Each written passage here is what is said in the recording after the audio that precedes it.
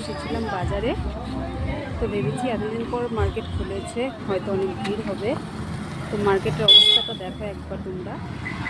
Market একদম খালি।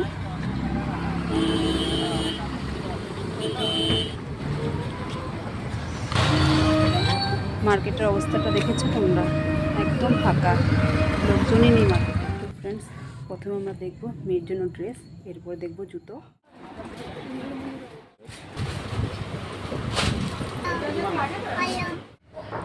মেয়ের জন্য ড্রেস আর জুতো দুটোই নেওয়া হয়ে গিয়েছে। এবার আমরা চলে যাব ঘরে, বাকি কথা তোমাদের সাথে পরে হচ্ছে।